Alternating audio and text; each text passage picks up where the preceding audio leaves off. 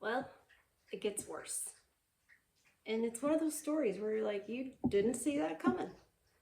So this is part 2 of the story that began with the woman accusing the man of being bad to her and having him removed by police and taken to the next town, removed from his house that he'd worked on for 6 years, dug 3 ponds, and he had sponsored that woman to the United States.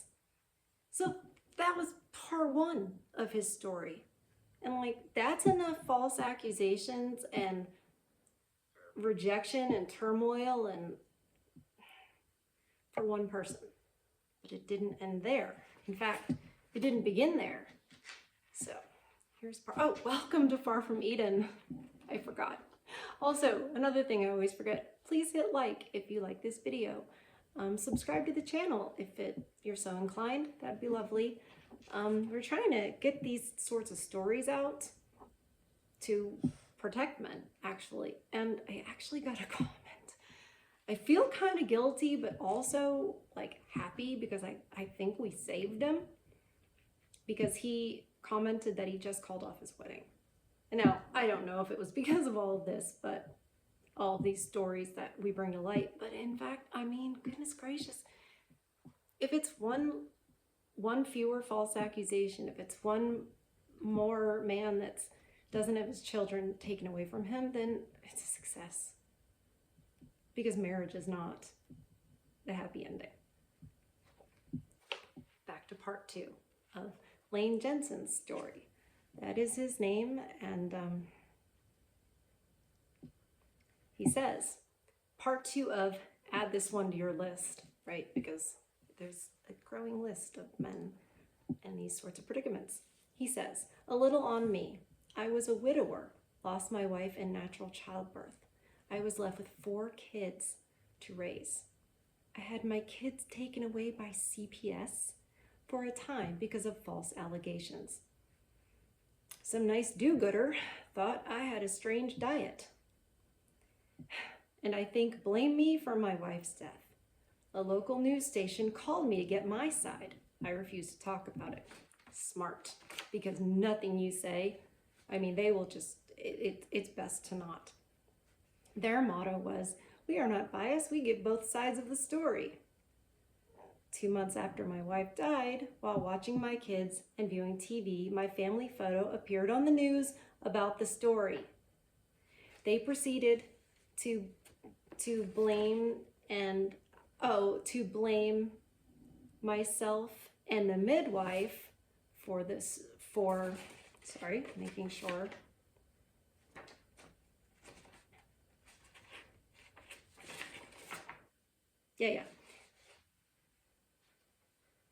Blame myself and my midwife for her death. Or should I say, natural childbirth. Later on, I was investigated by the Attorney General for her death. So was the midwife. Midwife didn't want to soil her reputation and blamed me not taking my wife to the hospital soon enough. Typical. The hospital nurse blamed me for not having regular checkups. Then when we got to the hospital, just let me pause for 1 second. Do you notice that he's just saying, this is what they blame me for, this is what they blame me for? He's not trying to explain or defend. It's almost like he's trained not to. But I will say, I have learned and read that a sonogram actually is harmful to the baby. That the baby can feel it. And I know that's not in mainstream type science medical things, but again, let's how many of us trust those people? I didn't need 2020 not to trust them, but I have plenty of medical things myself that I knew not to. Post 2020, I think a lot of us are like, yeah, I'm not gonna just go by what mainstream medical science says. Just saying. When we got to the hospital, it took 6.5 hours before the baby was taken because they wanted to do testing to cover their behinds. That's the hospital for you. My wife bled to death. The baby had fetal tones on the way to the hospital. Died shortly after we arrived. Yeah, because they want to test this and test this and test this. Meanwhile, take out the baby. Like, you have one job, take the baby out. Don't get me started on doctors and hospitals. Either way, this is not okay. I went on a public news station to tell my story about CPS, had some research done. I'm not sure. This is just how it's written. I'm not exactly sure what he means there. They took my children, 3 in diapers, to be checked for physical harm by I don't know what the term for this, the friendly term for this is on YouTube. Checked for physical harm by a known child harming in a very, very naughty way doctor. I got my kids back on Thanksgiving. Later, my oldest daughter talked about the incident. She said the social worker bribed the kids with candy to get in the car. I bet that happens a lot with these CPS investigations, etc. I bet it happens a lot. My kids were all going to Montessori at the time. The owner was threatened to close the school if she didn't comply. My kids are all grown now with their own families. This part I love. I homeschooled my kids while working my own business. After my kids were raised, I looked for a company. Yeah, and I guess that's... He says part 3 later, so I don't know if there's like an interim between the wife who died in childbirth and the sponsored to the United States wife that kicked him out of his own house. Not sure. I'm so interested. This poor man, clearly, and I said this in my comment back to him, he is the type of man that the system hates. He was the head of his family. They were having multiple children, right? They were gonna have a home birth. Maybe, I mean, there are people that want to have a home birth because they don't want their child registered with the state. They don't want a birth certificate and all that. There are people that go that far to not be part of the system. I don't know that that was his deal. It might have been just that let's not go to the hospital where it's cold and there's diseases, they don't clean well, you know, a more natural, healthier, in many ways, birth. I get it. And at the end of the day, that's his right to do it. But they don't like that. They want you to do things their way. From birth, from before birth to grave. And they have a plan for all of that. And when you are independent from that, when you're running your own family as a man, and you've got multiple children, your kids are in a Montessori school, so you're not exactly in the public school. And clearly, if he ended up homeschooling them, he knows what he doesn't want his children to learn, right? There's a clear, like, we're gonna do things this way. And the system hates that. The system hates that. Same as we're covering Andrew Huberman, and they're trying to take him down. Why? Because he cheated on some women. Okay, that's bad, but like, it's not criminal, and you shouldn't destroy a man for that. You shouldn't destroy his career. It's like his boss should know nothing of that, right?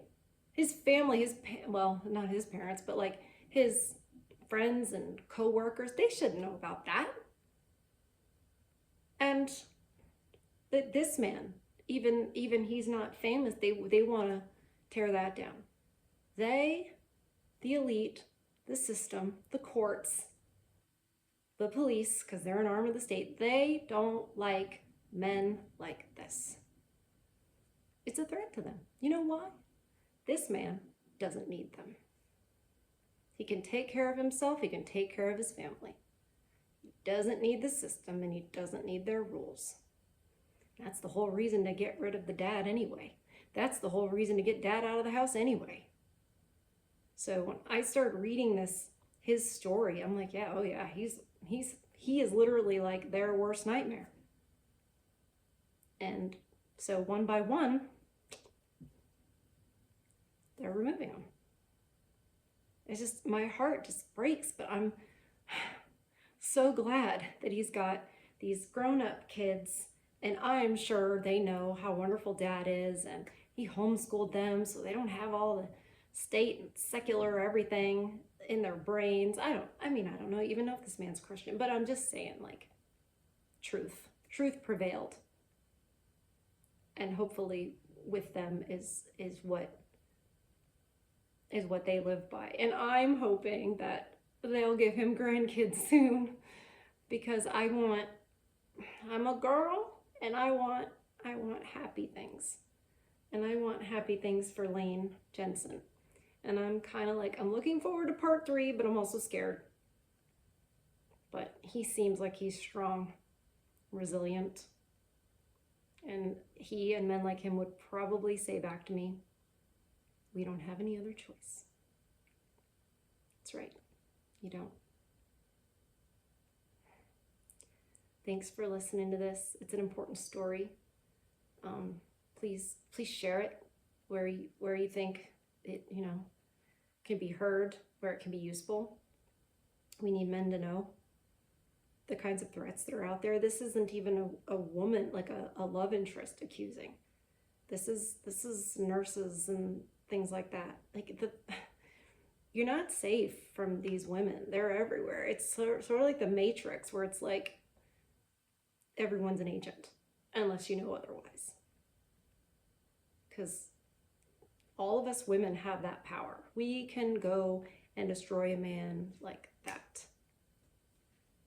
With the police, with the court, anything.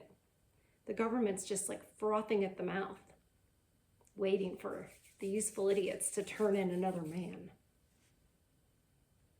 And women are so dumb because they don't realize they're destroying the society that they live in, that they've grown accustomed to. They're destroying all those things with every man that they destroy. Because there isn't going to be anybody left to keep it together. Thanks for hanging with me. Please hit like if you enjoyed the video, and I will see you on the next one. I'm trying to think if there's anything else. I think that's good. I think that's everything. I will see you guys on the next one. Take care of yourselves, and yeah, we've got to find meaning and purpose somehow, even if it's little, something little each day. Even if you have to get very creative. I love you guys. We'll see you next time. Bye.